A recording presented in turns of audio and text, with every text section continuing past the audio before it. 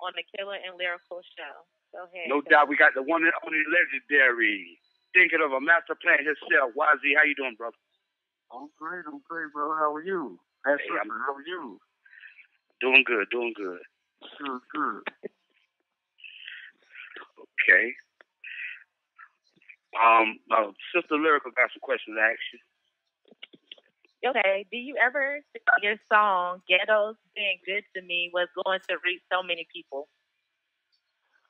To be honest with you, when I make music, I never really think about it at all. Like, I never think about who may listen to it or who may like it. But when we did that particular song, it was the last song that I wrote for that album. I was in the car with P.B. Kirkland, and he was like, look, you got a lot of good stuff, but I don't think I hear a single yet. And I was like, look, P.B., I don't write singles. I don't write music to, you know what I'm saying? It's like trying to make a single.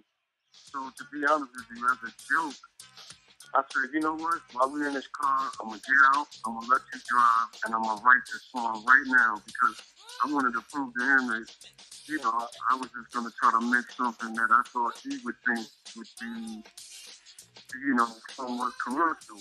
And I was like, I was joking with him. I said, how about this one here, man? The ghetto been good to me. He was just like, yeah, that's it right there. And I was like, and to be honest with you, I started making this funny face. Like if I was looking at somebody else driving, you know what I'm saying? I was looking out the window like, this nigga's crazy. Like, what? Why do you like that? But anyway, we did it, and you know, I didn't expect it to be a single, but he pushed it. He pushed the label so hard on it that they was like, yeah, that's what we're gonna run with next. And I was just like, whatever y'all want to do.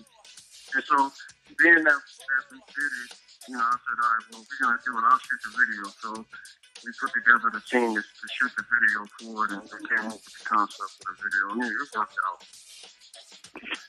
Oh, okay. So do you think that other artists like Dog Effect and Channel 9 ever followed or was influenced with your music style? You want me to really be honest with you? Yes. For sure. I definitely think so. I think that there are a lot of artists, not even just then, but today, and I don't want to sound like, you know, like, when I look at artists today and I look at what we were doing both, you know, fashion-wise and with video and with the way we approach records. If you think about it, the video that we put out before Ghetto's Been Good to Me was a song called Return of the Holy One. And when we did that video, we did it at the Brooklyn Navy Yard. It was real gritty and grimy and black and white, you know what I'm saying? And there was nothing else like it. It became number one on BET for like, if I want to think about it, it was on the charts for 10 weeks. It was number one for 4 weeks. Right after that, everybody started shooting videos just like it. Gossip Facts, Trouble Neck Brothers, a whole bunch of people. So I think that we influenced the market heavily, yes.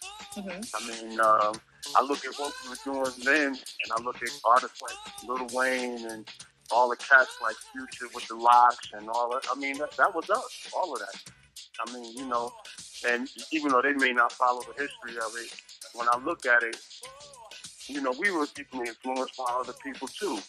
And I appreciate when people come to me and say, yo, YZ, I think that, you know, what you did or what you added on to the music or the culture of hip hop meant a lot to us, and that, you know, you helped me to get through school or whatever. And you know, I appreciate that. So, do I think that we influence people? Yes. You know, I was influenced as well. Okay. Well, since 91, when you dropped your first album on the Tough City, do you think there was still room for the conscious style rapper in the game today? When we did our first album, I wasn't, like I said, I don't approach music like that. I wasn't really making music to be conscious.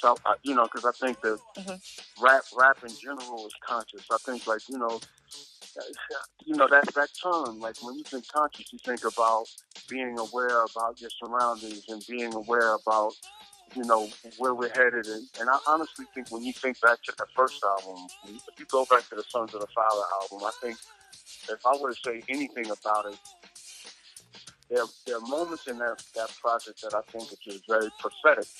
It predicted the 44th president to be black. I mean, in thinking of a master plan. It predicted that right shortly thereafter, the president, that we would have, and this is I'm saying this now, so when it happens, you don't have to say I didn't say it then. It was the prerequisite to the revolution of the bomb that was to drop. And I think that that's what's about to happen right now. As a matter of fact, think about it. We haven't had more protests since the 60s. There's been a protest since Trump has been president. There's been a protest every single day since Trump has been president. Every single day. That does not even happen. That's never happened in the history of presidents, ever. Okay. What inspired you to write Thinking of a Master Plan? And if you could go back and change anything about the song or the album, what would it be? But the album wasn't called Thinking of a Master Plan. It was called Sons of the Father. But if I could change that album, I think I would have been more conceptual. At the time, we were kind of in a hurry to do the album. You know, we had a single that was popping, and we had just closed this deal, and they were saying, "Hey, we need to get this project done." So I honestly think that it was rushed. We had fun with it, but I think it was rushed. We just went in. You know, I didn't really systematically pick tracks. I was just like, "Hey, okay, I rounded that, I rounded that, I rounded that," and I just went to writing. And there are things that I think are very special about that album, but then I think that there are things that kind of seem a little to the left. Like, I mean, you know, I don't think it was conceptual. And I did the same thing with the second album. I think it's a little too, you know, it's too much. I mean, it's too all over the place for me. Then I started to get conceptual after that album. Like, if you listen to, I don't know if you've even heard this album, but if you listen to The Legend of Floyd Jones, it's really it's a movie soundtrack that's supposed to be loosely based around the life of Pee Wee Kirkland as this character Floyd Jones. It's conceptual from cover to cover. If you listen to Muad'Dib, that album is conceptual from cover to cover. And I think that just came with age. You know what I'm saying? Like, you get older and you start to think about, you know, what do you want to put out? And earlier, I wasn't really thinking about it. And I think that that's why I think it was prophetic. You know, like they say, there's a saying that, you know, you wait till about 12 o'clock, 3 o'clock in the morning, you open the door and you let God come in. And I think that that's what happened on those first two albums. We kind of got lucky with the energy that God was in the room, and we were just kind of, you know, I was kind of just like a conduit to whatever came to my mind at the time. And the music kind of told me where I needed to go. And so that's where I went. When I write music now, I think I use the same concept, except that I think that I do it with more care. Where then I didn't really care. I could care less what came out of my mouth. I could care less who got offended at the time. I could care less about how people felt. Where now, I think I care more. Not to say that I'm afraid to hurt people's feelings. I just think that I'm just more aware. I think I'm more conscious now than I ever was, even though they consider the music back then to be more conscious than they consider the music to be conscious now. Okay. Are there any upcoming artists from New Jersey that you think could set fire to the industry today the way you did? And if so, who are they? Man, there's a few acts. I mean, if you look at Fetty Wap is doing this thing out of Jersey right now. You know, it's funny now. Think about this now. You know, I live in Atlanta, right? And I've been helping artists all the way around the world get put on. And there are a few artists right now that I'm working with that don't come from New Jersey. One is from Philadelphia. His name is Hollywood Jones. I think he's going to be one of the new up and coming. It's a kid out of Utah. His name is Sig Burner. And Sig is ridiculous. I mean, if you listen to his music, this cat is like really the truth.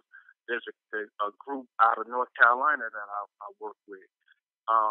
They're called Fire. and they're dope. Like when you listen to them, they're dope. Like so, I've worked with different acts, and not necessarily just out of Jersey, because I did a bunch of that. Like I helped a lot of cats out of Jersey, and then I moved to Atlanta, and I started looking for groups all over. Now you probably don't know this. When I moved to New York and opened up 720, I was looking for groups all over the place. Souls of Mischief was a group that came through, me, and then we kind of got sideswiped by Sophia Chang, and it went to Jive, Adolf the Assassin. He's actually out of Jersey. I had this kid out of Jamaica named Terminator. Groups from all over Long Island. I was looking for groups wherever, and if it was hot, I wanted to try to help. And so I don't necessarily just go to Jersey, even though I think that there's some fat cats coming out of Jersey. But nowadays, man, music is so universal. You can find it anywhere. You can find it in Thailand. You can find it in anywhere. You can go to, Africa or China. You can find good music anywhere if you're listening. A lot of people just don't pay attention. They're waiting for the radio to tell them what's hot. And I was always the person that, was not afraid to go and search for good music.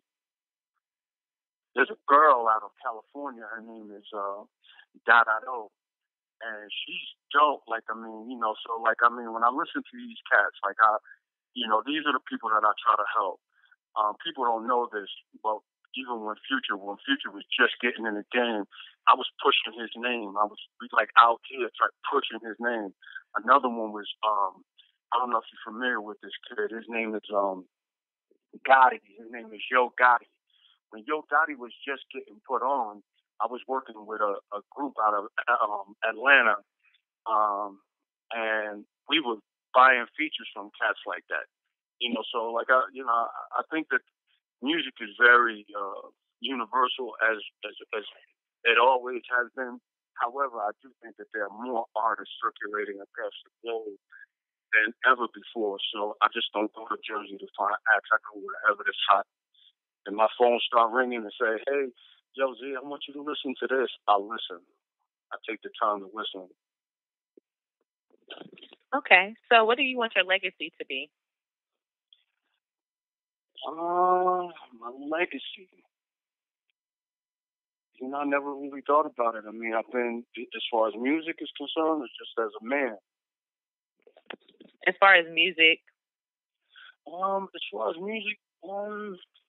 It'd be nice to be just remembered. I mean,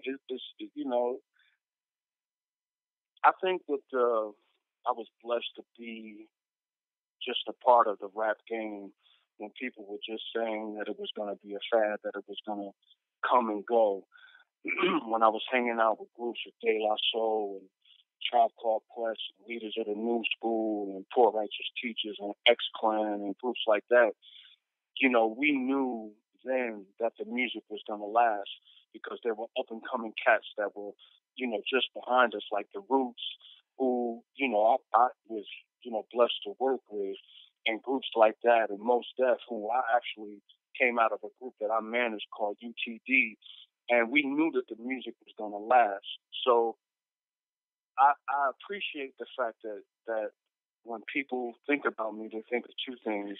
They just don't see an artist. They see a businessman. They see somebody who, thinks about the business of music and the business of all other businesses as well, like real estate as well. And they know me as that person that's willing to be a helping hand and to try to help the culture of music continue. And so I hope that lasts. After I'm dead and gone, I hope that people will remember that I was here for that, and that I was here for them, and that I tried to keep it, my music, with integrity, and I never tried to sell myself or be something that I wasn't for the for the dollar. You know what I'm saying? Even though my music was all over the place, that was because that's what I wanted to do. It wasn't because I was trying to do something, to make the masses love me or to like my stuff. I just was trying to be me. And so hopefully they'll remember me just for that.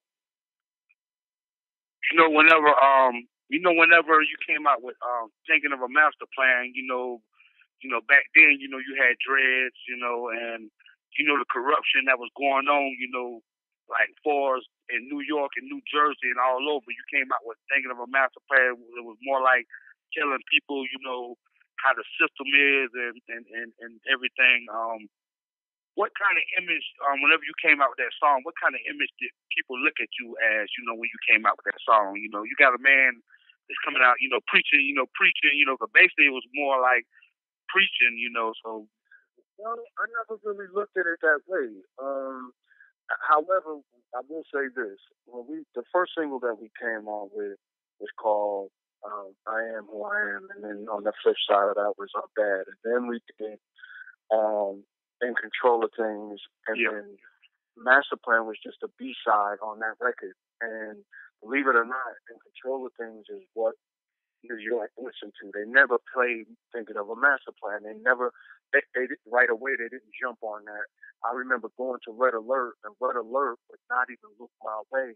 This was when I was very young, still in high school or just out of high school. And what happened, a funny thing, a DJ in Dallas, Texas, got my record because he loved Negro music. He heard Thinking of a Master Plan and thought he heard the second coming. He started playing his music, and before I knew it, all of Texas was playing Thinking of a Master Plan. And before I knew that, I'm getting calls about this record in Torrance, Texas, and before I could even make it back home, Thinking of a Master Plan is now a hit record because we did this video around the freeing of Nelson Mandela. Yeah. And so, like I said, Hindsight 2020, I wasn't really trying to do anything. I wasn't really trying to be preachy. I was kind of just looking at what we were going through. Think about it. We were going through Reaganomics, the changes with Reaganomics. We were going through that because this was at the end of the 80s. Mm-hmm. And then, and I was just talking about what was happening in the street. I was thinking like people were selling out. You listening to the music, people weren't. They didn't sound like they were being themselves. To me, they sounded like they were trying to sell out. And to be honest with you, I ain't gonna even front. I don't ever try to portray the person that wants to point the finger at other music and say they shouldn't or they should. However, just like people have, their critiques about my music and what I say, I critique other people too.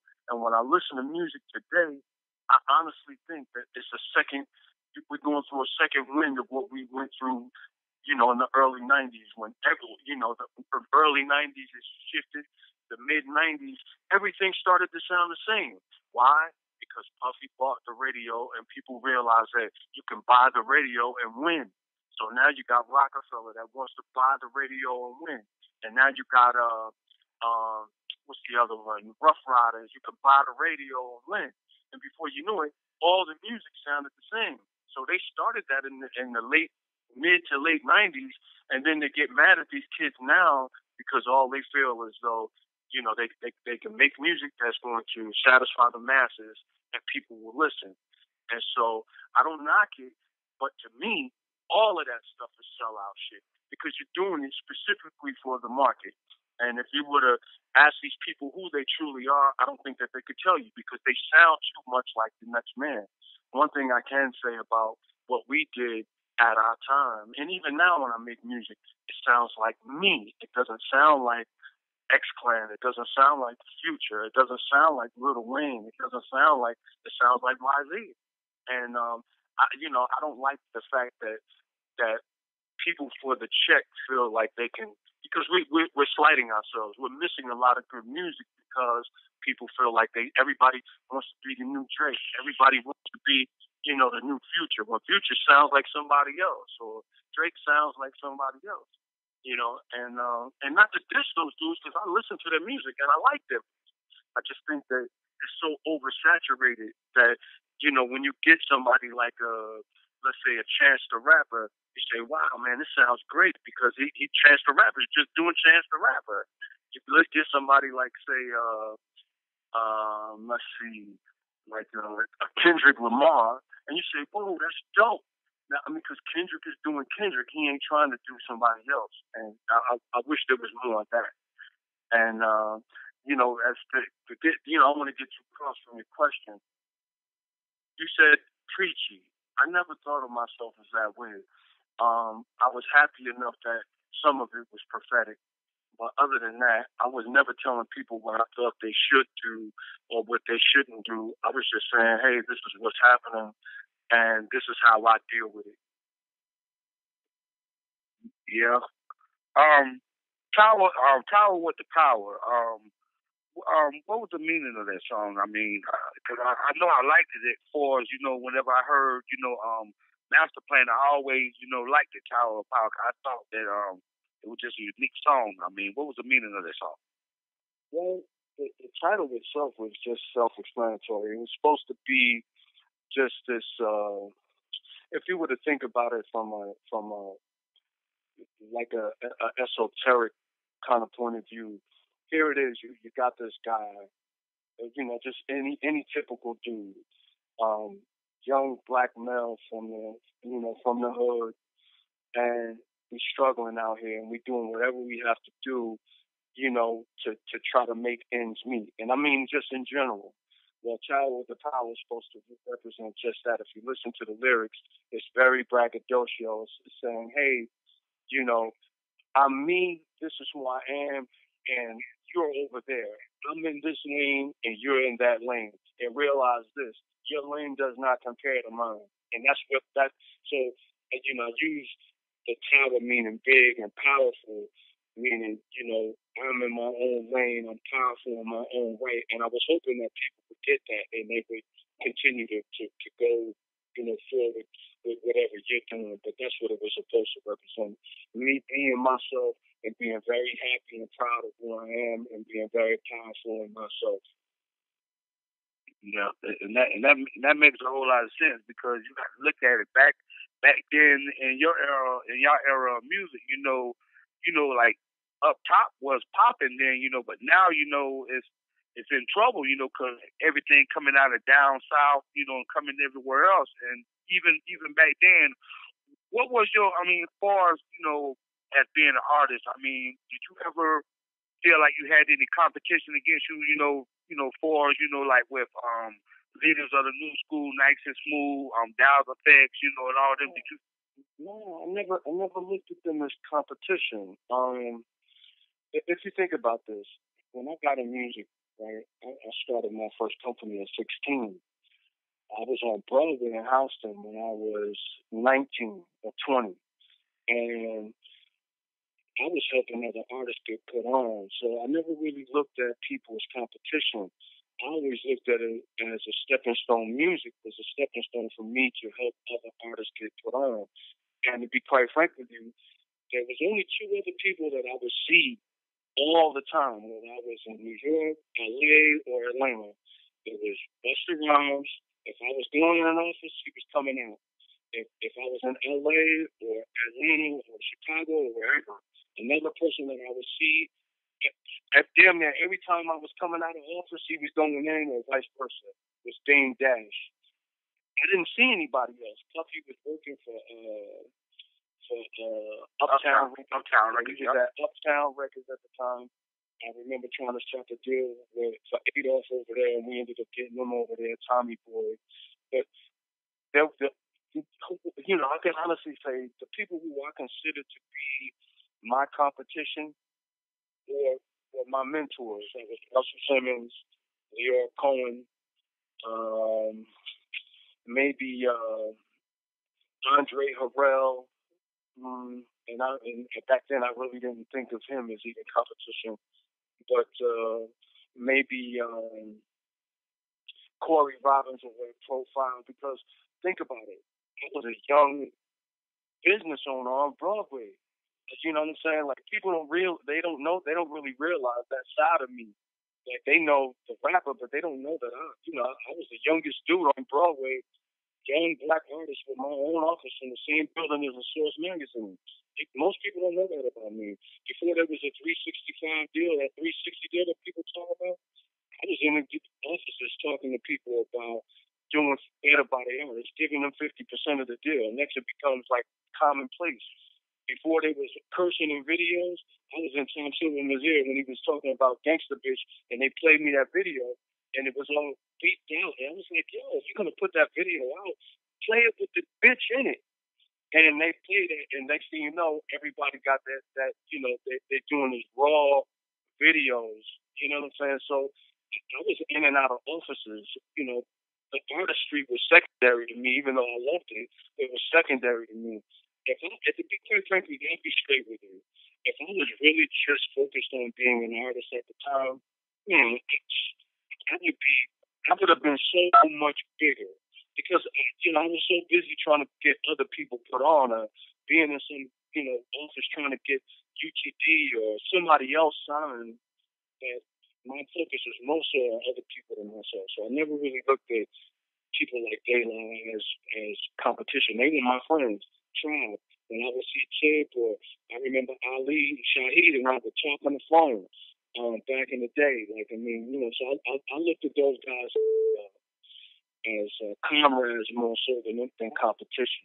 You know what I'm saying? And I love what they did. I respected what they did. I never wanted to do what they did, but I definitely respected what they did. And I think that I got the same respect from them. Guys like, I don't know if you remember Brand Nubian. We used to run into each other all the time. As a matter of fact, just very recently, Tuba and Sadat just hooked them up with a show just in Philadelphia, maybe a few months back. So, like I said, those dudes I got major love for, major respect for. I never looked at them as competition. I did have some beefs back then, a small beef with PRT. Now, that was kind of confusing for me because, I signed PRT to that first deal. And then the producer that I was with, my partner, he was putting things in their ears. Next thing you know, they talking crap about me on the record. And so I went at them. But now, we're part of a group together called WISE, which is Wise Intelligence, Hakeem Green, and myself, YZ. And so I'm trying to get that project done now. What was the last thing I was trying to say? No, but I never looked at them as competition. Good dudes. And everything that they did at the time, I think, was groundbreaking. I can listen to a certain Tribe Called Quest album from cover to cover right now. De La Soul. I can listen to this. I never was really too much into leaders of the new school, but I did like them. And we did see each other, and we would give each other dance effects that, we give each other dance. As a matter of fact, I talk to Crazy Drazy, periodically even now. Brother Jay from X-Clan, I probably talk to him maybe 3 or 4 times a week. Because we, it's just like we're comrades. Dead Prez, I've done a lot of work with Stickman from Dead Prez. I move around quite a bit. I tell you what, Z.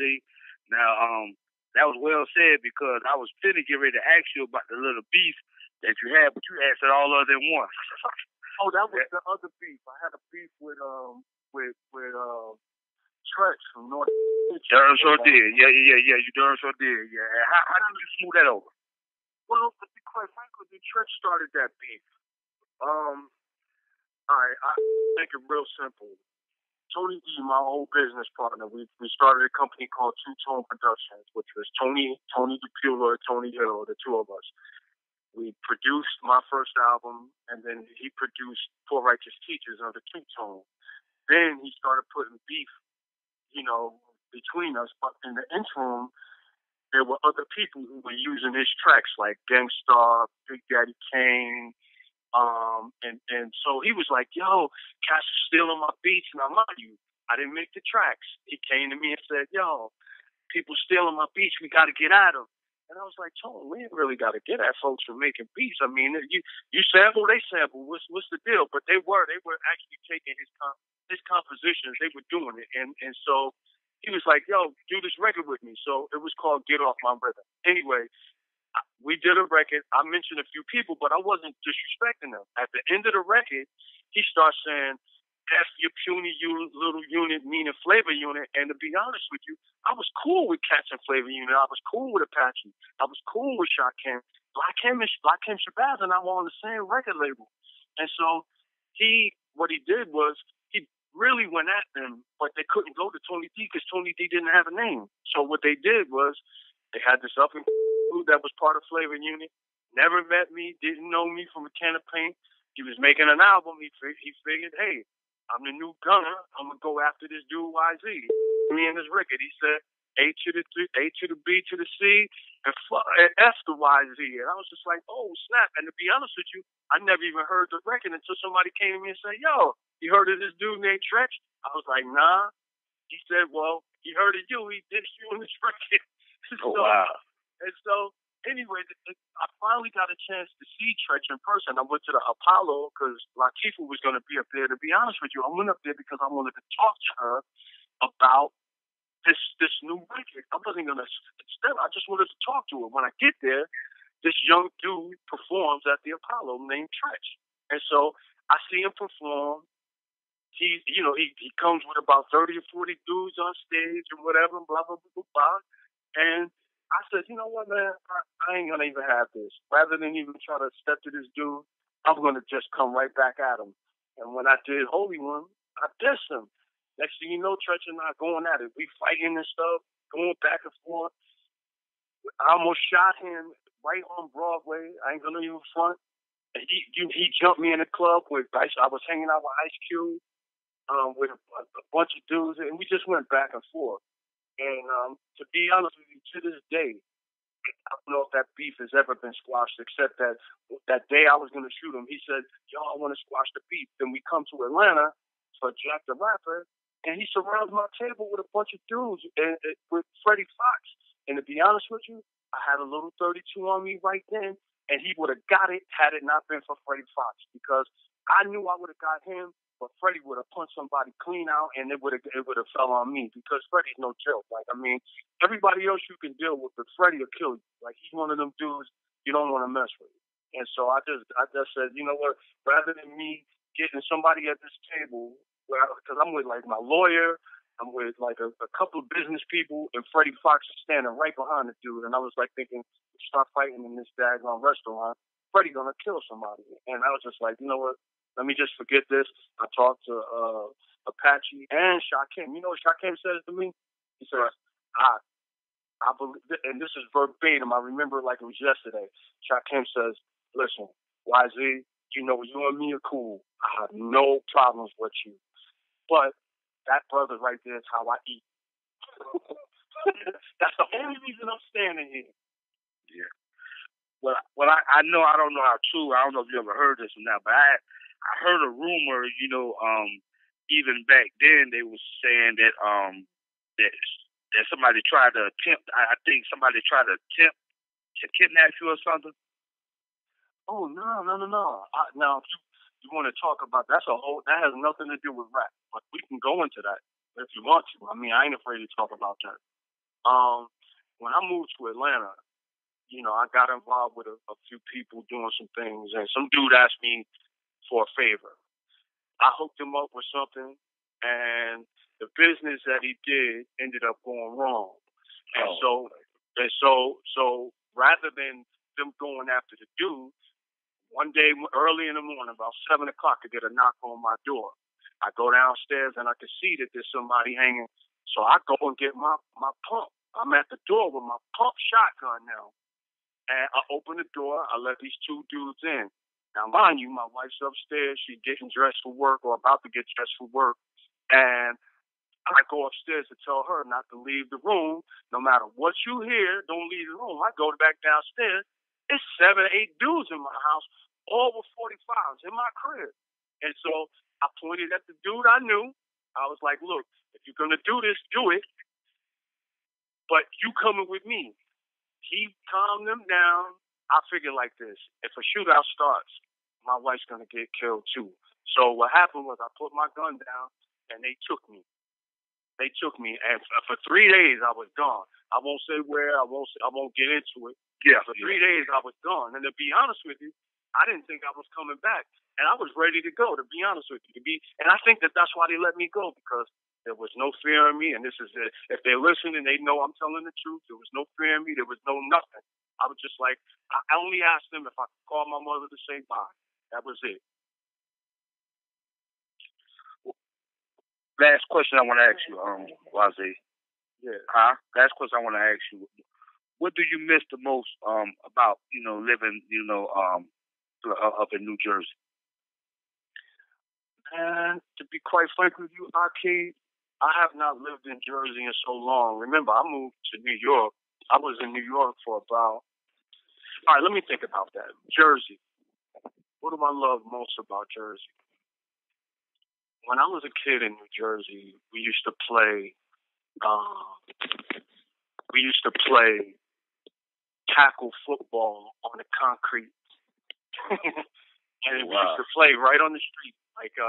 So think about this: you got cars. It's a one-way street. You got cars on either side of the street, and then you got these kids running to play football, tackle football, or if not tackle, rough touch. And I used to love playing that. And the other thing that I probably miss about it was the rawness of Jersey, like the element. Every character always had their own thing. All my friends, I remember all of my young friends with their own character. I remember Elias and Brian and my cousin Donnell. All were cool, but everybody had their own personality, and I thought that was real raw for young people. You know what I'm saying? So if I had to miss anything, I miss that. I miss being around my family, because most of my family is still there in Jersey or New York or the Philadelphia area, and I miss being around them more than sometimes I miss them more than I even realized. But other than that, I mean, I'm cool. Like, I haven't been there. I didn't run from Jersey. I just got up out of there because I wanted to move to New York and start my life. And to be quite frank with you, I don't miss much about New York at all. And now when I go back to New York, it doesn't feel like the same New York. It doesn't even have the same feeling. Yeah, I lived in two places. I was in Brooklyn and Fort Greene. Actually, I was in Clinton Hill, right next to Fort Greene. Then I moved to Manhattan on 82nd Street. And then I moved back to Brooklyn and Clinton Hill. When you go to Clinton Hill now, it reminds you of Manhattan. It don't even remind you of Brooklyn. It don't feel like Brooklyn anymore. It just, there was an aesthetic about Brooklyn that was raw. You had the Chris Rock, who lived right across the street from me. Literally, like, right, if I look out my house, he lived right across the street from me. You had Spike Lee, who lived right around the corner from me. You had, it's like a renaissance happening in Brooklyn. And now, when you go there now, it just doesn't feel that same. It doesn't feel the same way. Okay, now, go ahead. No, I'm listening. No, go ahead. I was just thinking, you got me thinking about Brooklyn. Now, if artists want to get in contact with you and want you to hear their music, how do they get in contact with you? To be quite frank with you, man, like I'm on Facebook, even though I don't like it. I'm on Facebook. I'm on Twitter. I'm also on. But I can tell you what, I'll give you an email address. They can send me music anytime they want. Okay. Ready? I get it from you. And I get it from you. And is there anything that you want to say that we didn't ask you that you want to, let the people know? If I have to say anything to your audience, and I'm hoping there's a bunch of people listening, there are two things I want to say. There's this thing called disinformation that's out there right now. And if you don't know what disinformation is when you look at the news, and what they're doing is they're kind of giving you part of the story to get to pique your interest, so you're looking in the wrong direction while there are other things happening in the other direction. I really wish that we as a people, all of us, would realize that there's a greater power that's happening out here. And if we don't really start to focus on the real truths around here, we're going to continue to harm each other. We're going to continue to hate each other. We're going to continue to fight each other and look at each other as enemies, when the truth is we should be just the opposite. We should be looking at each other as family. We should be looking at each other like we love one another. Like when we look in the mirror, we should be looking at somebody that we truly care for and that we truly love, instead of what they've actually made your mind up to compute is somebody that you hate, and so that's one thing. And then secondly, if I had to say anything to anybody that's listening, is love yourself. Love yourself and honor yourself like no other person. And I don't mean and be conceited. I don't mean, you're better than anybody else or you're worse than anybody else. I just mean love yourself as the individual that you are, that there's nobody like you. Even if you have a twin, an identical twin, that twin is different than you because you are in your own space and time. Love yourself. Love the time that you have because it's very short. And I've watched so many people in the past year, in the past 10 years, die of cancer. And most of that is stress. Most of that is, got bills climbing high, and because we focus so much on money, we focus so much on the material aspects of life that people like likes. You know what I'm saying? They respect likes more so than they respect people anymore. They would prefer get likes on their Twitter or get likes on their Facebook rather than just have a conversation with somebody. So if you love yourself a little bit more, get in touch with yourself a little bit more, maybe it'll be easier for you to be able to communicate with people real time, in person. Well said. Because I'm gonna tell you now, the rap era that you came under, that's the rap era that I miss. I play, the music today, but really back then that was what you call the craft of rap. Now you can say anything and have a hot beat, and you might sell millions of copies and stuff. And I don't think that's the craft, but. To each his own. Just to kind of be fair with the guys today, think about it. You come from the golden era, but even in the golden era, we had music that was doing similar things. Like, think about it. We love It Takes Two to Make a Thing Go Right. Hip Hop wasn't saying anything in that record, but the beat was raw. We love records like Pickin' Boogers from Biz Markie. Mm-hmm. And Pickin' Boogers wasn't saying nothing, but we love the record. And so and the only reason I say that is, and not to discredit what you're saying, because I definitely see the difference.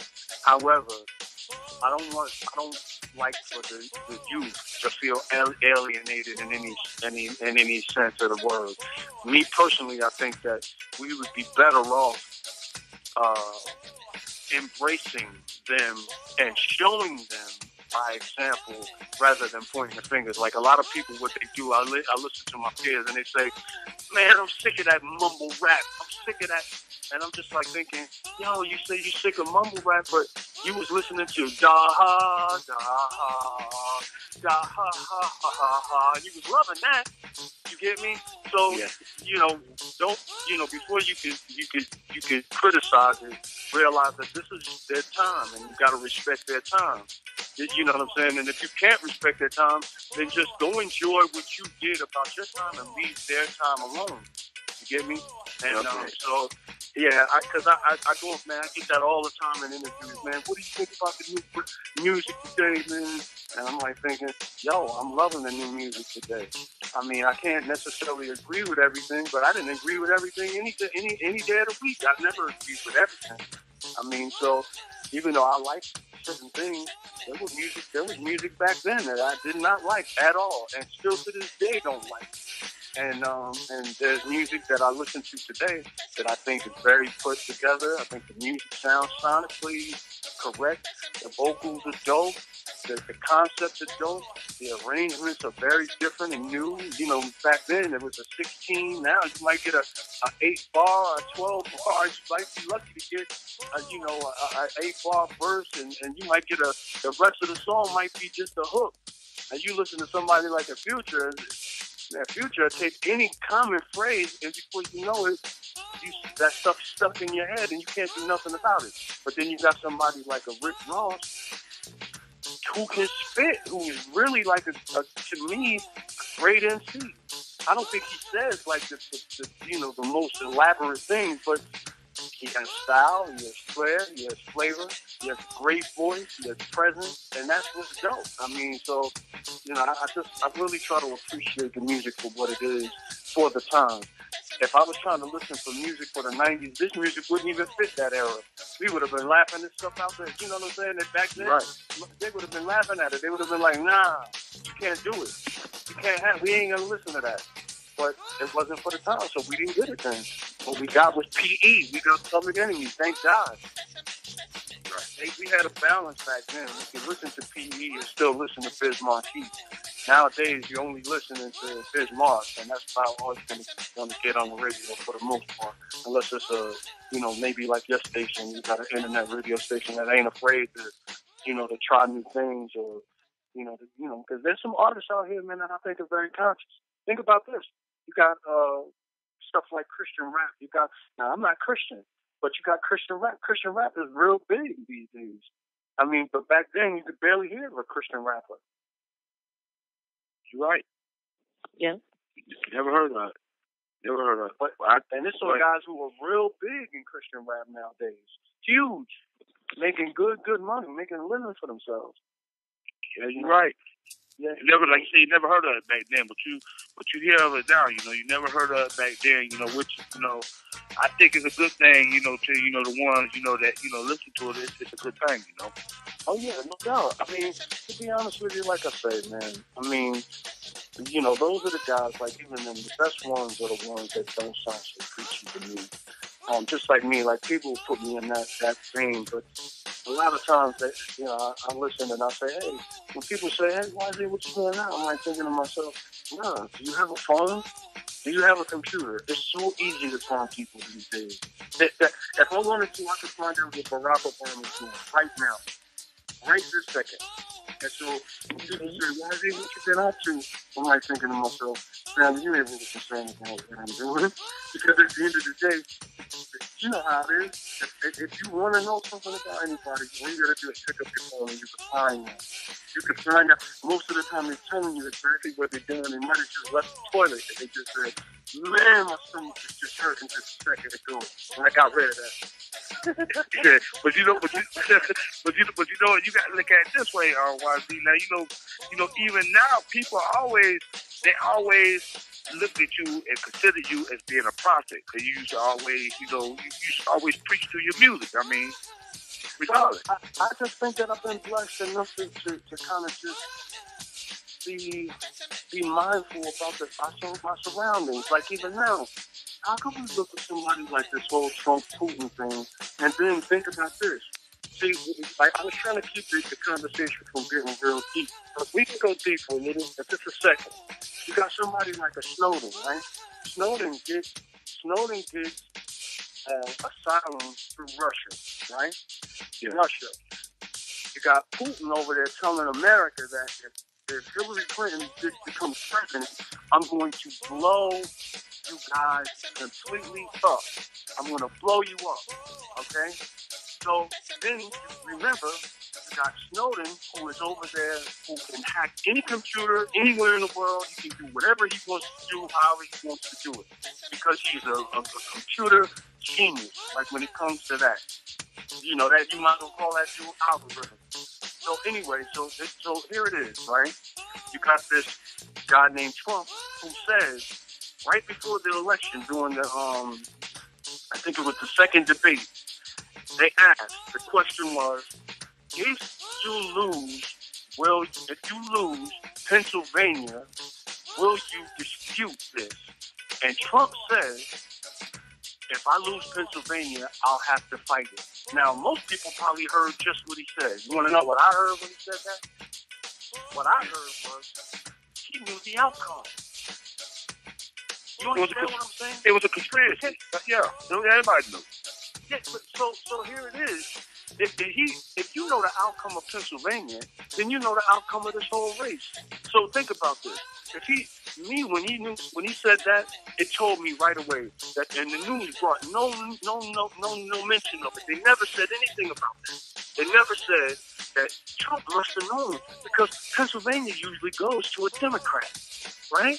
Yeah, he do. How did he win? And he knew. And he said, if I lose Pennsylvania, I may have to dispute this. And I was like thinking to myself, he just told us he paid for this election. Yeah, he paid for it. He paid for it. I mean, he paid for it. So I just, like I'm saying, I don't necessarily think that Daddy-O said it best. Daddy-O's a good friend of mine. He's older than me, got me by 10 years, but I listen to the brother because he's fine. And he's a Republican. A die-hard Republican. This is Daddy-O from Stetsasonic. Daddy-O says, look, America, if they get Trump, they deserve it. And that's the truth. He is a president, and I was telling people even before the election, I said, yo, Hillary Clinton is the worst of two evils to me. Now, a lot of people may look at me and say, what are you talking about? The Clintons, they damaged our community. They basically put 3 strikes out in that crime bill, and that wiped us out. They wiped us out. Plus, Hillary Clinton supports that chick who started Planned Parenthood. And Planned Parenthood was put in place for our genocide. That's what it was here for. And so those 3 things made me think Hillary Clinton is not the president for me. And not that Trump is the president for me, but I thought that Trump would start a revolution. And I said that. I said this like weeks before the election. I said, look, guys, please don't be surprised. If Trump wins, it's going to wake people up. And guess what? There's been mass, when I say, you've seen it? Yeah, I've seen it. Mass demonstrations from the East, not even just you can't even say the East Coast to the West Coast. You got people in other countries who are fighting this idea of Trump being president. So has this man woke, was he a wake-up call to the world? Oh, by all means. And I think that's what the world needs. I mean, he definitely was. I mean, because like the media was saying, he's the first president that ever got elected that haven't never been in the army, ain't never had no experience in no kind of law or nothing. I don't think he had experience in business, but they elected for president. To be honest with you, what made Trump president was he became popular on TV, because if people only knew Trump from Trump, the casino Trump, because he don't own a hotel. Yes, I mean, but if they only knew him for that name, he wouldn't be president today. They voted in a character, and he is that character today. But think about this: Trump is not very presidential. He's not presidential, and to be honest with you, he's not very bright. Like, I mean, I'm not saying that he's not a good businessman. He's just not very bright as a person. He doesn't speak. Think about this. All right, I'm gonna just do apples to oranges, and this isn't a Democratic Republican thing. This is just simple semantics. This is just me observing the situation. When you look at a Barack Obama, whom I don't agree with, and I just put that out there, I like Barack Obama because I think Barack Obama is very charismatic. I think that he's very presidential. I definitely think he lies just like all politicians. However, he is very presidential. He if they had anything on that man, they would have ran him through the coals. So he almost had to be, better than perfect. You know how, like, when you're young and black, they say you got to be 10 times better. Well, he was 10 times better. When I say 10 times better, I mean just on the outside. You get me? I don't mean necessarily that he did 10 times better, because he made a lot of promises to the black community that he did not keep. So when I started listening to Trump, I was like, yo, Trump is going to do the same thing. He's going to tell middle America what he wants, what he thinks they want to hear. But when it comes down to it, he ain't going to be able to keep those promises. So what is he trying to do to keep the egg off his face? He got everybody doing this disinformation shit. He got everybody looking in this direction. If you look at CNN lately, since that man has been president, the only word that you see on CNN is Trump. That's it. Every day, all day. So he's getting more publicity now than he ever has. He got people thinking about this daggone wall. He got people thinking about this daggone ban on, this travel ban. He got people thinking on everything except for what he should be doing as president. Right? I know he got the Mexicans. I know he got the Mexicans. They scared because they done started deporting them back and everything. I mean, at the end of the day, it's not just Mexicans that deport. They deport everybody. If you are here illegally, they trying to find you. But think about this. Barack did the same thing. But they didn't make it. Think about this. When Barack was doing it, we weren't making as much of a stink.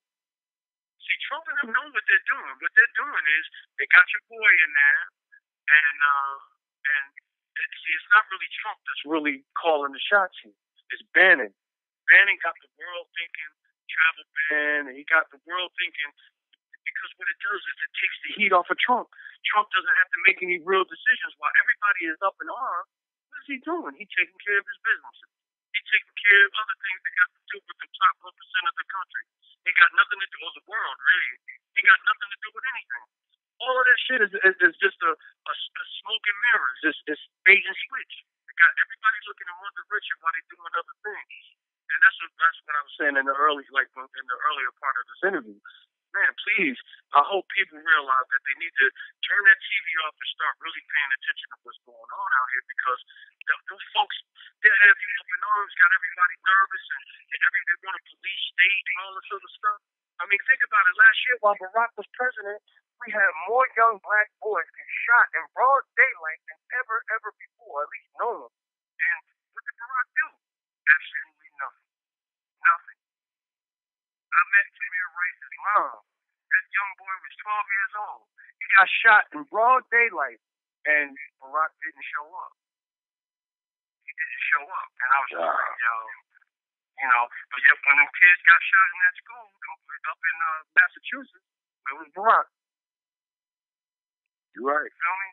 So you're right. It's like, and like I said, politicians, man, what I think that this president is going to do is he's going to cause the type of revolution that's going to, and I hate to say this on a cell phone because I know how everybody's listening, Big Brother's always listening, but this is just my opinion. He's the kind of the president that will have this country overthrowing the government. Real talk. And that's just how I feel. And you think about it. Once the military gets their head out of their butt and realize that they are the working class of the government, they are the people pulling the trigger, that they are the ones with family at home and mothers and fathers that are still working class, wives and husbands who are still working class, poor families, still working class, you know what I'm saying?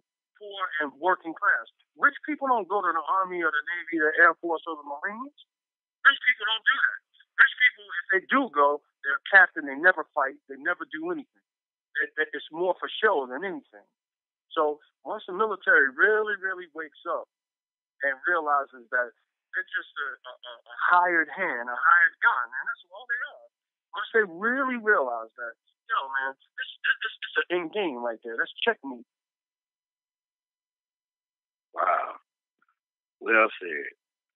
YZ, on behalf of 99 The Beat, man, I appreciate you doing this interview, man. I hate that I went on a tangent, bro. But it made sense. Like I said, I appreciate you doing this interview, man, and I want you to hold on for a second.